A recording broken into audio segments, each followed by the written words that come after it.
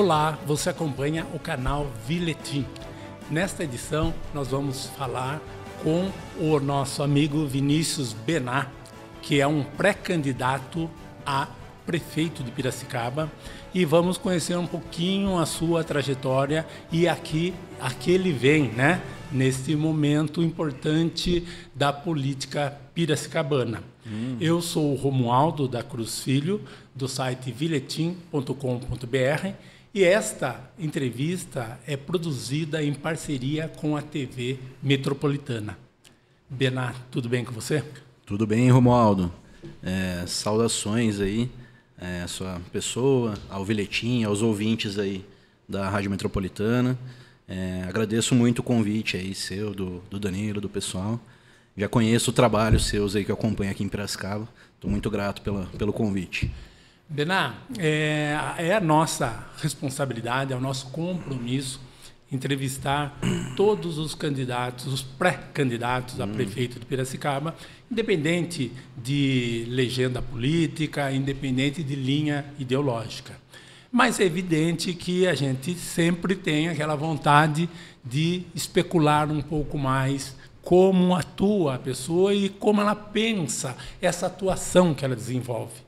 E, no caso, você se apresenta como um pré-candidato do PCdoB. Não, do PCB, Romualdo. PCB, Partido Comunista Brasileiro. Exatamente. É que eu estava conversando com você antes disso e disse que eu fui militante do PCdoB no meu tempo de universidade, lá nos anos 80. Entendi. E por isso acabei colocando a minha legenda nas suas costas. Não. O PCB, tranquilo. Mas o que significa hoje o PCB em Piracicaba? Romualdo, o PCB aqui em Piracicaba, para quem não está familiarizado com a sigla, é o Partido Comunista Brasileiro. Aqui em Piracicaba, ele atua na luta por moradia, principalmente, e em atuação em alguns sindicatos, né? O que se refere a essa atuação, né, Romualdo? Basicamente, o partido ele tem uma função um pouco diferente aí dos outros partidos, que não é só disputar as eleições e ficar disputando as nossas cadeiras e tudo mais. Mas ele tem uma função de superar essa forma de que a gente organiza a sociedade, a produção e tudo mais. E o PCB, através de uma inteligência coletiva formada por anos de estudo e tudo mais, ele entende que, para ser feito isso, a organização da sociedade ela precisa partir da base para cima. Então, precisamos aí, o trabalho do militante comunista é organizar a sociedade de baixo para cima, né? As associações de bairros, as associações de moradores, os sindicatos, né? Para que eles cumpram a sua função, o seu papel principal aí pelo que eles foram fundados, né? Então, o partido ele tem essa função de ajudar a conduzir a base da sociedade e se auto-organizar para que possa exercer uma democracia plena, uma democracia em que escolha aí de onde quem produz, quanto produz, para quem produz e para onde vai essa produção. Essa visão que você está apresentando, ela está em sintonia hoje com países, né, como a Venezuela, como Cuba, como Nicarágua, ou pelo menos com a forma como os ditadores desses países tratam a política e a sociedade. Você é um apoiador do pensamento da Venezuela, por exemplo? Então, Romualdo, já para esclarecer isso, eu achei que a entrevista seria mais sobre questões da cidade. Eu espero que esse tipo de pergunta também seja feita para os outros, esse tipo de enrascada seja feito para os outros candidatos. Mas eu não tenho problema nenhum em falar sobre isso. Inclusive, defendo todas as experiências socialistas. O que eu quero deixar claro para todo mundo que está assistindo, vindo da boca de um comunista, é que a Venezuela não é comunista, a Venezuela não é nem socialista, nem a Nicarágua. Então, o que a gente tem de países que se alinham com a nossa forma de ambição de organização da sociedade, a gente tem realmente Cuba, temos China, temos o Vietnã, temos o Laos, mas são só esses países hoje em dia no mundo. Então, que não se confundam aí os regimes bolivarianos e tudo mais com experiências socialistas, porque elas se diferem em muito assim, nos objetivos estratégicos.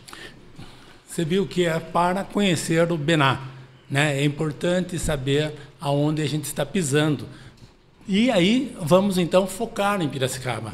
O que levou, né, o seu nome a essa pretensão, digamos assim, de ser um pré-candidato, de se lançar como pré-candidato a prefeito de Piracicaba? Muito bem.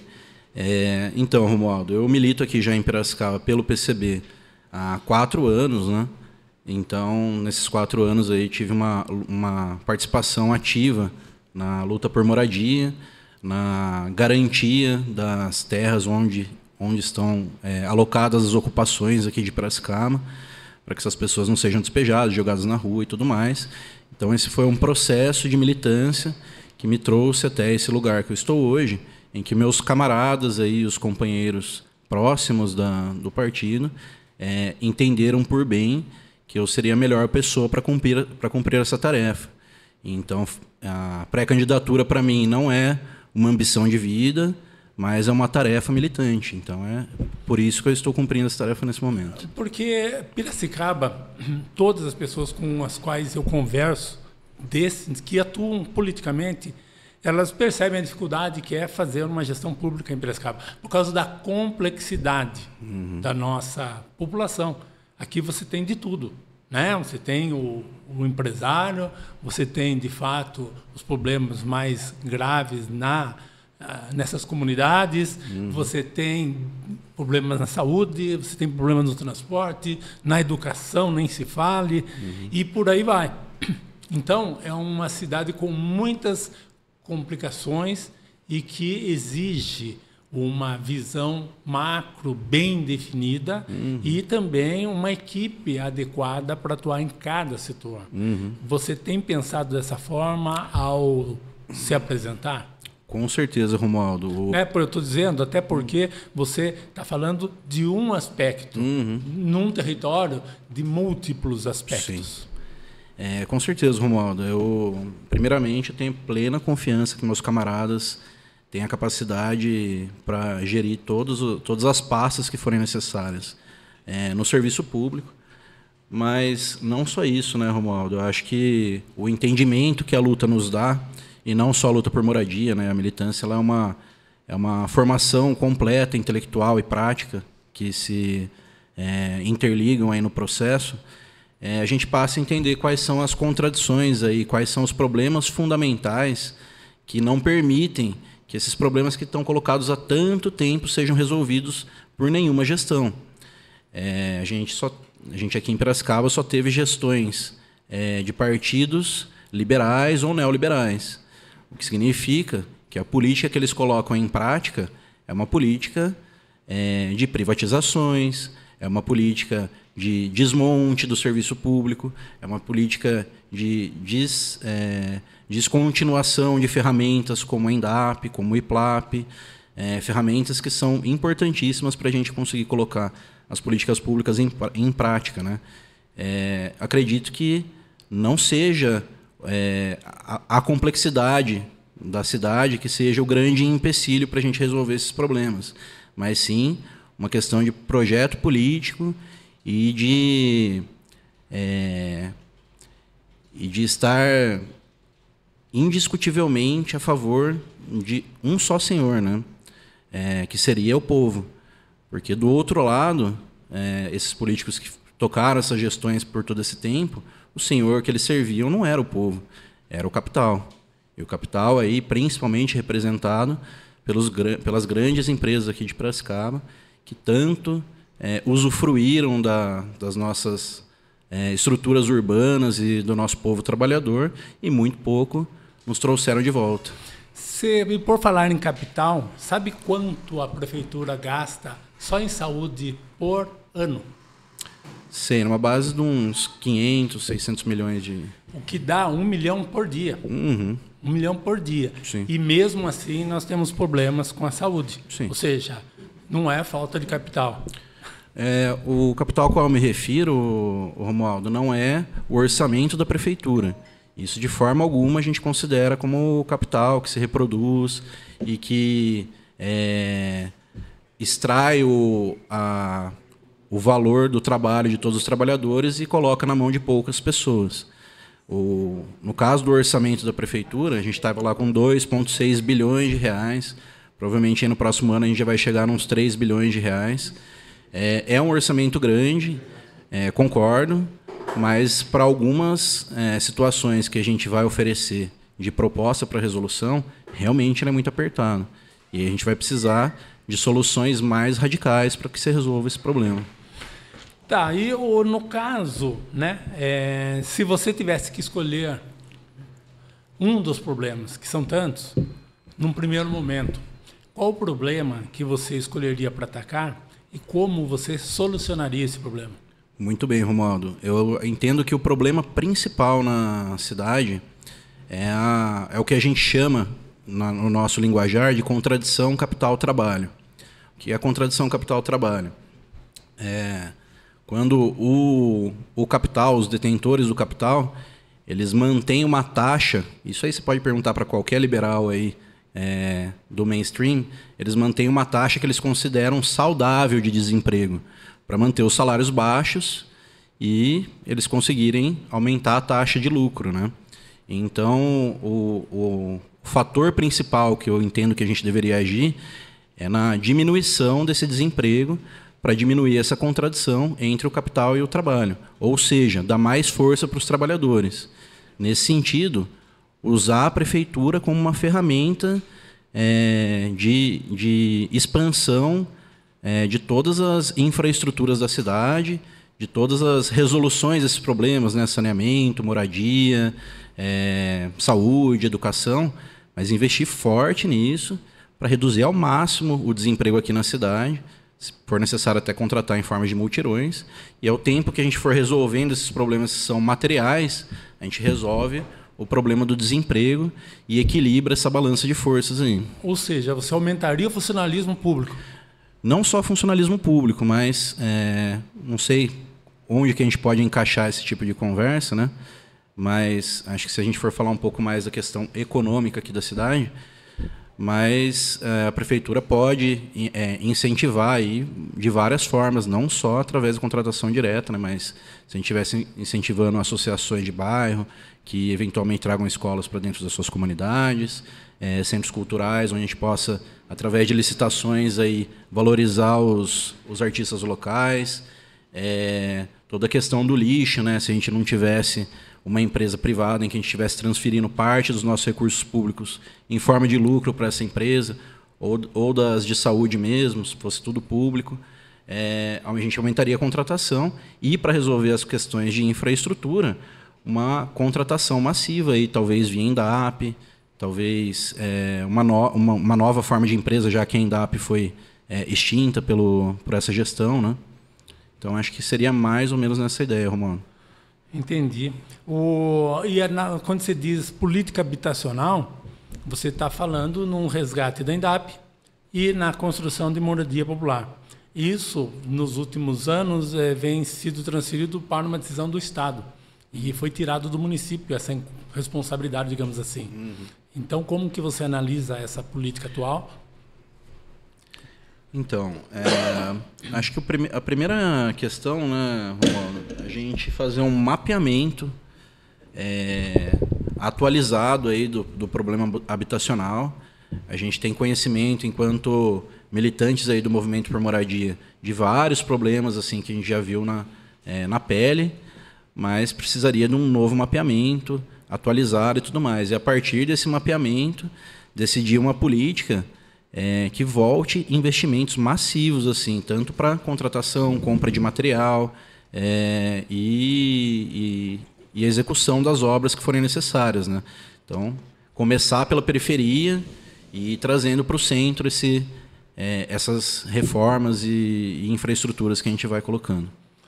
Entendi. Então, seria a retomada do mutirão. Você sabe que isso daí, esse aspecto mutirão, foi muito explorado pelo governo Machado. Uhum. Na época dele, eu lembro que ele fazia questão de incentivar esse tipo de política. Uhum.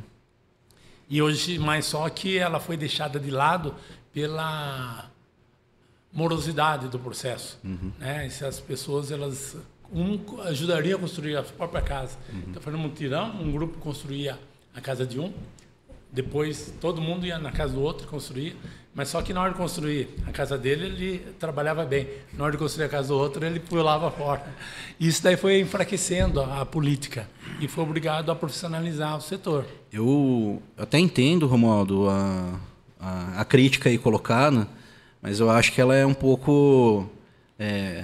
Eu coloquei de uma forma simplista. Né? Ela se mistura um pouco com as lembranças e tudo mais. A gente precisava realmente ver os reais motivos, se isso foi o motivo de ter acabado a política de mutirões, ou se teve um outro tipo de complicação de gestão ou de falta de verba.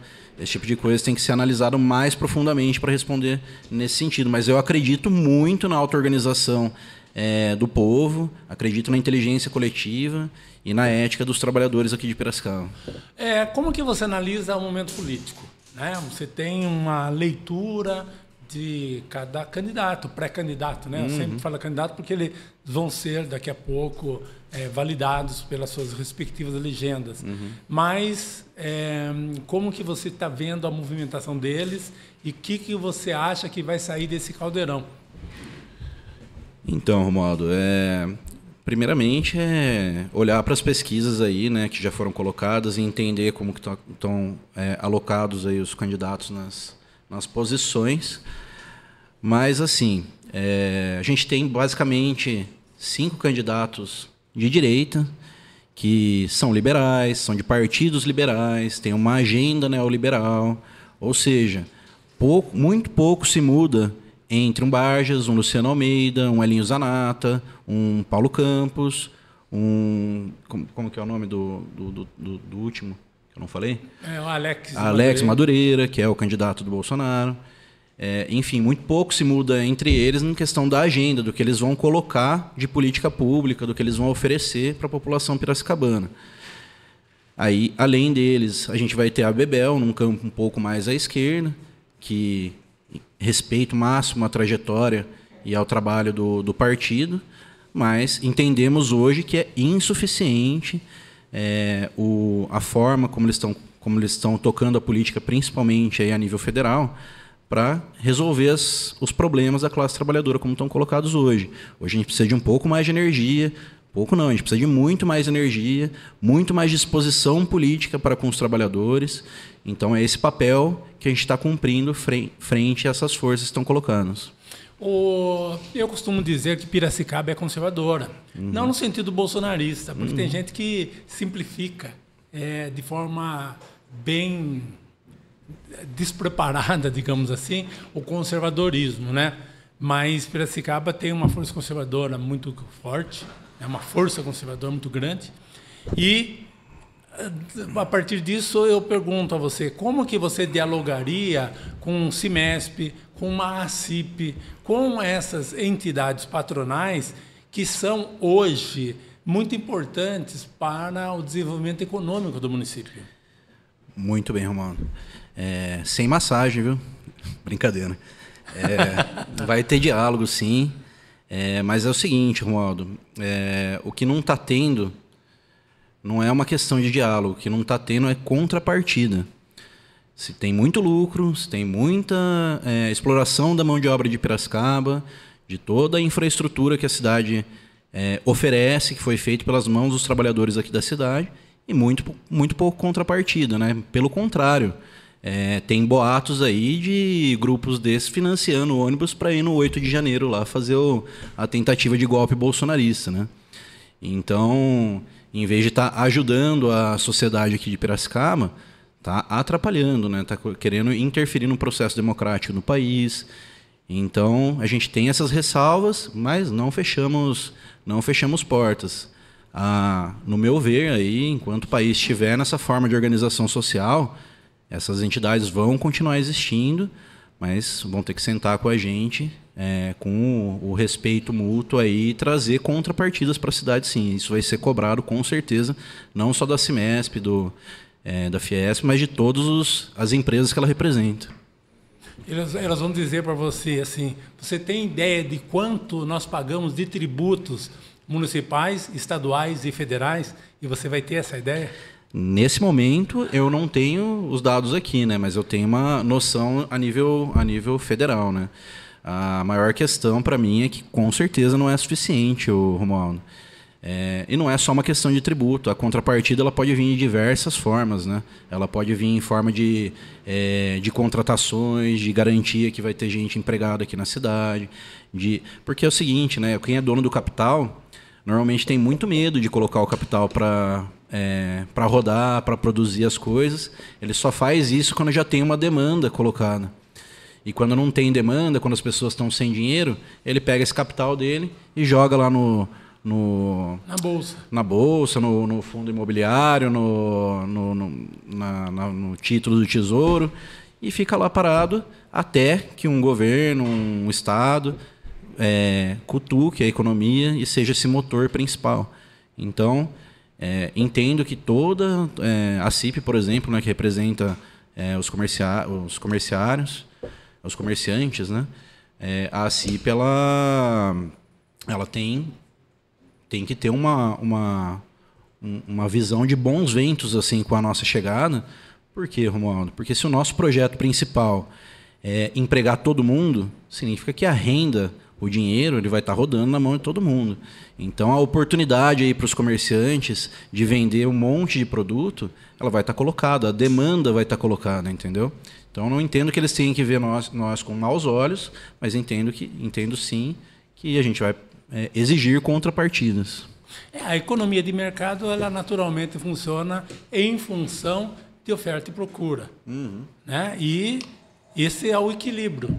E, no meu entender também, acaba se tornando uma sensatez, ao invés de um problema, você reservar o seu capital em momentos em que esse equilíbrio o prejudica. Né? Porque tem, como você mesmo disse, tem que haver uma política consonante, porque senão você não vai se expor para se autodestruir, correto? Mas, de qualquer forma, você tem a ideia de quantas moradias são necessárias em Piracicaba hoje? Olha, Romualdo, precisam ser construídas, digamos, para atender esse público? Sabe por que eu pergunto isso?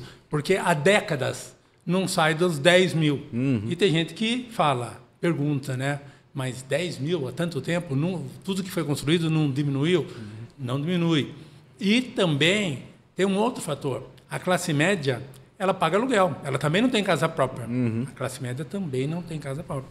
Então, eu acho que o contingente de pessoas que precisariam de uma moradia, claro que em níveis diferentes, não seria somente esse apresentado pela estatística da INDAP. Sim. Então, a questão da moradia, tem esses números para começar, né, eles têm os números, eu não vou lembrar a terminologia correta agora, mas tem a questão de quem está sem moradia realmente, né, quem está jogado em barraco, na rua e tudo mais, vivendo numa condição mais precária, sem as infraestruturas, e tem a condição de quem está morando mal, está morando, às vezes, numa casa de aluguel, mas com muita gente da família, né, sem espaço adequado, sem iluminação, sem geladeira para todo mundo, espaço para dormir, tomar banho e tudo mais. Acho que se somar tudo isso, com certeza passa desses 10 mil, que é o número da INDAP, podendo chegar aí até uns 30 mil, 40 mil. Só que o problema da moradia, Romualdo, ele tá ligado a um outro problema que o capital coloca para a gente, né, o capitalismo coloca para a gente, que é a questão da especulação imobiliária. É ganhar dinheiro em cima de imóvel, né? Então, você vai pegar tantos imóveis rurais que, eventualmente, as pessoas ocupam quando vão procurar dar o seu próprio jeito para fazer moradia. Quantos imóveis na cidade, os proprietários eles compram aquele imóvel, pagam uma taxa que é mínima, o IPTU, e fica lá especulando enquanto esse imóvel vai valorizando, o aluguel dele vai valorizando junto e tudo mais. No caso dos imóveis rurais, ele espera a cidade englobar ali o imóvel, né? Cercar ele de infraestrutura, e ele passa a ter uma valorização e brilha os olhos aí dos loteadores, dos empreiteiros e tudo mais, depois que chega nessa situação. Então, essa prática, ela infelizmente vem desde uma época colonial. A gente nunca fez reforma agrária, né? A gente nunca teve uma situação em que as pessoas tiveram assim de forma ampla o acesso à terra, o acesso à casa, o acesso à moradia. Então, isso que a gente está vendo hoje é um reflexo de toda essa história, que a gente pode combater numa prefeitura nossa. A gente pode combater, por exemplo, com o IPTU progressivo. A gente pode aumentar assim, a taxa de IPTU progressivamente para quem tem mais imóveis ou para quem tem imóveis gigantescos, que façam sentido com a renda que ele tira daquele imóvel, que façam sentido, que volte para a sociedade de alguma forma. Eu entendi. E você tem ideia de quantas pessoas hoje em moradias precárias são de Piracicaba?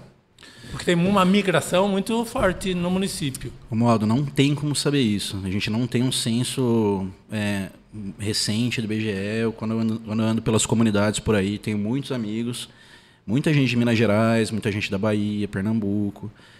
Então, assim, gente de todo lado assim, do país. E, assim, nós, particularmente, né, o Partido Comunista e todos os companheiros de luta aí, não entendemos isso como um problema. Na verdade, voltando lá ao meu ponto inicial, as soluções para os nossos problemas é justamente todas as pessoas que estão desempregadas, vivendo em precariedade. Por quê? Porque se a gente vai resolver o problema dessas pessoas, a gente necessariamente vai aquecer a economia, vai trazer benefício para todo mundo da cidade, entendeu? Eu entendi também. Sabe que esse olhar mais assim socialista, né? Ele sempre perturba exatamente porque você está atuando no município, né? E normalmente os estrategistas de revolução eles pensam macro, né? Não faz sentido você pensar num governo socialista no município diante de uma realidade de economia de mercado, né? E para mesclar isso com bastante eficiência, nós temos aí um exemplo que é o presidente do Chile, né? Um cara de esquerda e tudo mais, mas que tem uma visão bastante sensata em relação ao mundo contemporâneo, que talvez não permita mais esse tipo de abordagem social que você propõe, ainda mais numa estrutura de Piracicaba como ela está. Você não concorda com isso, certamente? Não concordo, Romualdo. Inicialmente, já colocando o Boric lá, né, que é o presidente do Chile, a gente nem considera ele como esquerda, no sentido de ele defender muito pouco ou minimamente a pauta dos trabalhadores, né? Um conciliador de classes, assim como os partidos aí da ordem, que a gente chama de esquerda. Então, não é socialista, tá, Romualdo? Vamos limpar esse terreno aqui, porque socialismo é uma coisa séria, uma coisa que se refere à mudança de como se produz, para quem produz e para onde vai a produção. É estrutural. É estrutural. Acho que nesse sentido, dentro dessa responsabilidade que se espera de um governo na cidade, a gente pode se inspirar muito e muito nas experiências chinesas, vietnamitas, por exemplo, que não abandonaram estruturas do capitalismo para desenvolver o socialismo nesses lugares. Mas então, na China não existe liberdade individual. Isso é um problema grave que vem junto com o pacote. E aí tem que falar sobre isso também. Você prefere falar sobre isso nessa... Não, vamos para a próxima parte. Como que você porque obviamente eu discordo, né? Então... O que você acha da atual gestão do Luciano Almeida? Assim, vamos evitar entrar em discussões morais, né? Porque senão a gente pode falar um monte de coisa que a gente sofreu na pele já. Bastante amigos que sofreram aí com essa gestão. Então, falar das questões práticas, materiais. É um neoliberal, Romualdo. E como um neoliberal, o projeto dele é nitidamente de desmonte do serviço público, de subvalorização dos servidores públicos. Por quê? Porque o projeto neoliberal ele se coloca como um projeto de privatizações. E para que você privatize, para que você tenha argumentos necessários para poder privatizar, isso vai passar por um legislativo, né? Vai passar por todo um corpo do Estado para aprovar esse tipo de coisa. Você precisa mostrar ali para a sociedade que o serviço público é ruim. Então, esses gestores com a agenda neoliberal, eles já vêm com essa bagagem, com esse projeto de destruição e desmonte dos serviços públicos, de subvalorização dos trabalhadores, para que necessariamente isso se torne um argumento em favor da privatização, né? Então, Ele faz isso com os postos de saúde, com nossas UBS, com tudo, com as nossas escolas, com a nossa merenda, que é uma vergonha, né? A gente não tem uma merenda aí de qualidade, que venha desde o campo até a mesa ali do estudante e dos professores, que hoje são impedidos de comer a merenda. Então, esse projeto ele é para isso. E por que ele mede? Por que ele vai nesse sentido? Ele vai nesse sentido porque Luciano Almeida é um burguês. Ele senta com os outros burgueses na mesa à noite para jantar. E o que eles falam quando eles estão sentados jantando? Eles falam, eu tenho interesse de gerir aí o seu posto de saúde. Eu tenho até uma empresa que faz isso. E aí, em vez de você estar gastando aquele dinheiro público para pagar diretamente os funcionários, os remédios, os materiais que vão ser usados ali, você tem que estar pagando ainda uma parte a mais para ser o lucro desse amigo dele aí que está recebendo essa contratação. No plano educacional, acho que é o último ponto que nós vamos tocar aqui nesse debate, com essa sua linha de pensamento, você mudaria o que na formação das crianças? Na formação das crianças, Romualdo, eu não vou me meter a falar sobre isso, deixar para meus amigos pedagogos, né? Porque eu posso dar uma escorregada aqui feia. Mas eu acho que o novo ensino médio aí é uma grande perda para toda a categoria dos professores e tudo mais. Então, vou falar mais do ponto de vista do trabalho e do trabalhador. Vou deixar aí que meus camaradas eventualmente vão me ajudando nas redes sobre a questão educacional em si, né? Como ensinar as nossas crianças. Mas os trabalhadores aqui são subvalorizados, né? Tanto pelo Estado quanto pela cidade. São cargas horárias aí, estressantes, agoniantes, levam muita gente a adoecer nesse processo de trabalho.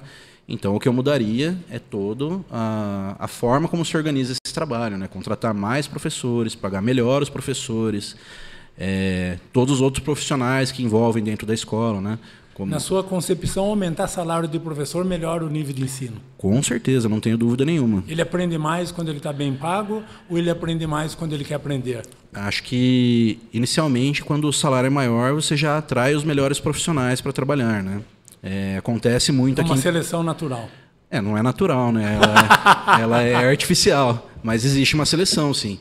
Quanto maior os salários do serviço público, isso a gente pode ver na prática que muitos trabalhadores aqui de Piracicaba passam em concursos de cidades vizinhas porque pagam melhor e tudo mais. Então, aumentar salário aqui e contratar mais gente e todas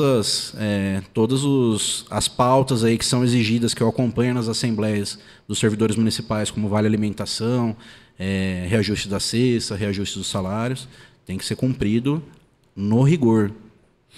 Bom, nós chegamos ao final. Eu queria que você traçasse aí suas considerações finais, né? É o momento que você fica livre para fazer a abordagem que você acha adequada e você tem aí alguns minutos para trazer as informações que você acha pertinente. Tudo bem, eu queria fazer meio que uma despedida aqui, né? Mas falando que o PCB, aí para o pessoal que está nos ouvindo, ele não é um partido eleitoreiro, Romualdo. Nosso trabalho nos elegendo ou não, as nossas práticas não acabam quando acaba a eleição, como se vê aí na maioria dos partidos, né? A gente está ativo aqui em Piracicaba desde 2016, apesar de eu ter entrado só há 4 anos atrás. A gente constrói aqui o movimento da classe trabalhadora, desde o movimento estudantil, sindical, de moradia, bairros e tudo mais. Então, o que a gente almeja, né, o nosso trabalho, ele não é lutar apenas pela defesa dos nossos direitos, mas pela conquista dos direitos que a gente ainda não tem, né? Dos que foram destruídos eventualmente, que a gente já teve, mas conquistar mais e mais e mais direitos para a classe trabalhadora. Até que um dia, esse poder que está centralizado em poucas pessoas, ele possa ser realmente do povo, realmente democrático, uma democracia que seja proletária, né? De baixo para cima. E aí, almejando aí uma sociedade em que não existam mais exploradores e explorados, né? Queria convidar aí os ouvintes a participar com a gente, a seguir nossas redes sociais, a se aproximar do partido. A gente vai dar atenção aí para todo mundo que tiver na vontade de participar desse projeto de construção de uma nova sociedade. E o que a gente chama, e chegando aí no que a gente chama de poder popular, né? Que é essa organização aí democrática dos trabalhadores. Mas durante a campanha vocês vão apresentar um projeto, uma proposta de governo? Com certeza, Romualdo. Um plano de governo? Com certeza, vamos apresentar, sim.